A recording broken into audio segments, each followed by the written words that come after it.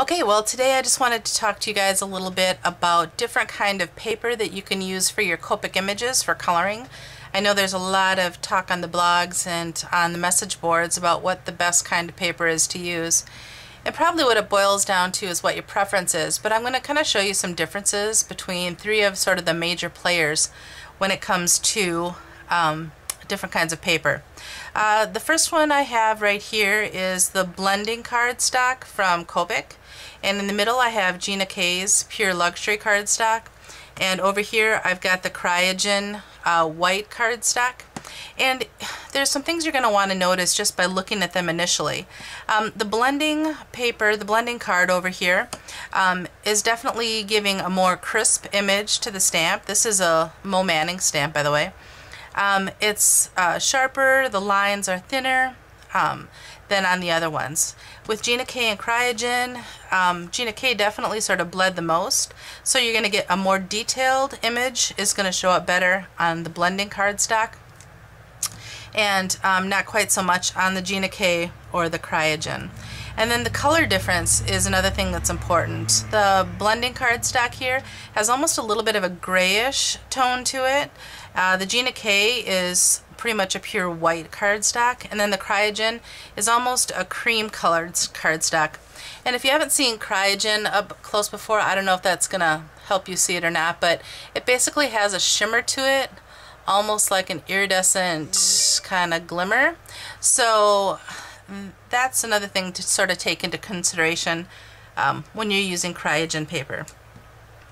What I'm going to do is I'm going to lay down some color for hair on all of these, and we're just going to kind of take a look and see basically how it is that the color lays down and how absorbent it is, that sort of thing. So I'm just going to do kind of a little section on each of the girls here.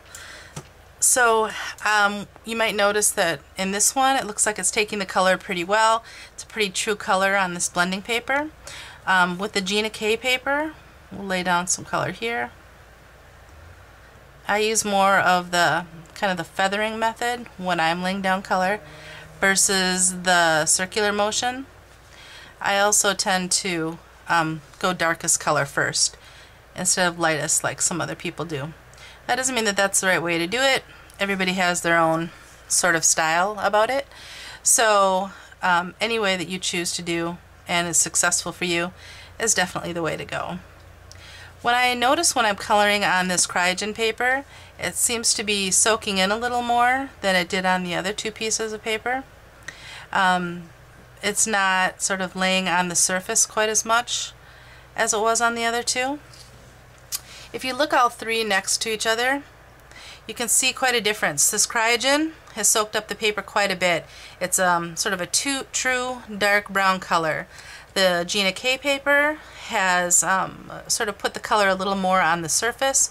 It's probably the lightest color that shows up, and the blending card is soaking it in somewhat. It's kind of more of a medium tone to me, it looks like. The color that I used there to do that was E29. I'm going to move on and do my middle shade, which is E25 in this case. I'll do it first on the Cryogen paper. We'll see how the blending kind of works. I'm just going to go kind of over the initial line and see how the two colors go together.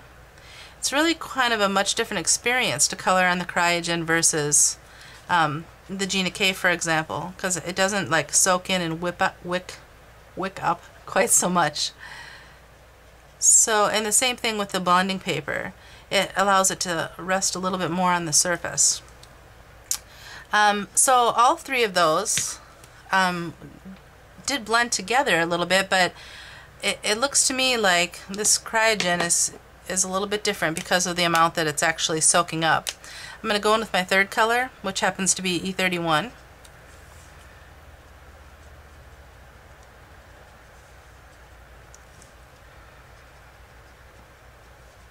And the result between the three different paper types is definitely different, as you can see.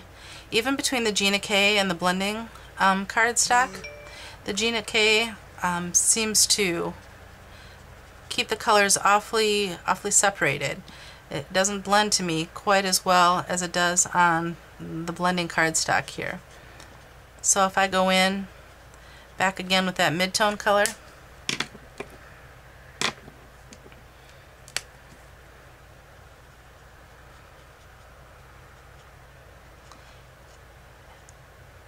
it does look like that sort of starts to blend a little bit better into those other two colors.